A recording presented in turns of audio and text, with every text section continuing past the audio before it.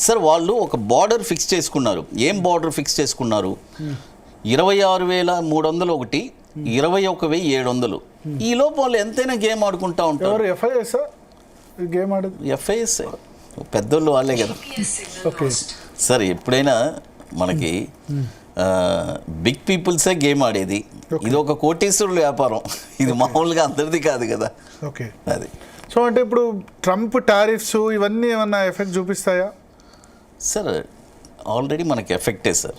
Trump tariff వచ్చి యాక్చువల్గా ఏమైనా సరే ఇండియాకి టారిఫ్ అనేది ఎఫెక్టే. ఎఫెక్ట్ లేకుండా సార్ ఇప్పుడు ఒక గాయం తగిలింది, మరి అది మనకి ఎఫెక్ట్ లేకుండా ఎలా ఉంటుంది?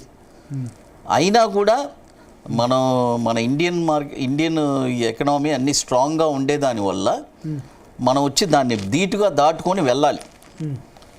కానీ ఎఫ్ఐఎస్ని డామినేట్ చేసే పరిస్థితుల్లో రిటైల్ కానీ లేకపోతే డిఐఎస్ లేరా? డిఐఎస్ కూడా బాగానే ఉన్నది కదా.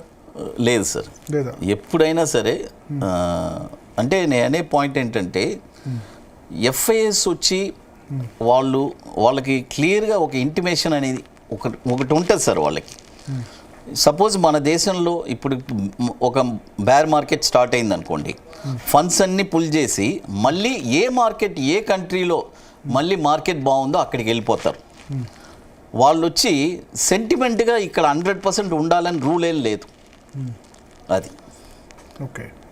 సో ఎఫ్ఐఎస్ తిరిగి వచ్చినప్పుడే మళ్ళీ మనది పెరుగుద్దా, లేకుండా కూడా పెరగొచ్చా? లేదు, మన డొమెస్టిక్ నార్మల్గా పెరుగుతూ ఉంటుంది. ఎఫ్ఐఎస్ వస్తే బుల్ వస్తుంది. ఓకే, ఎఫ్ఐఎస్ వస్తే ఏమవుతుందంటే మార్కెట్ మంచి బుల్ వస్తుంది. చూడండి, మార్కెట్ ఒక్కొక్క రోజు ఇమీడియట్గా క్రాష్ అయింది. దేనివల్ల న్యూస్ వస్తుంది, ఎఫ్ఐఎస్ వచ్చి 10,000 కోట్లు అమ్మేశారు.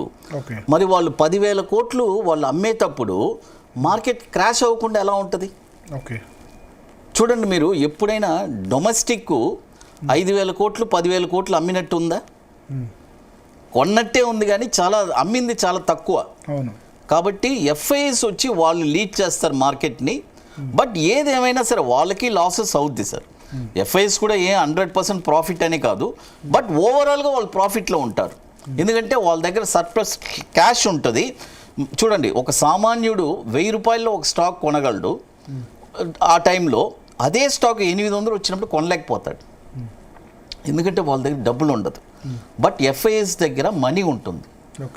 వాళ్ళు వచ్చి అంచెల వారీగా ఒక్కొక్క స్టేజ్లో వాళ్ళు ఫండ్స్ని వాళ్ళు ఇన్ఫ్యూజ్ చేస్తారు. అందుకనే వాళ్ళు విన్ చేయగలుగుతున్నారు, మార్కెట్ని లీడ్ చేయగలుగుతున్నారు. అది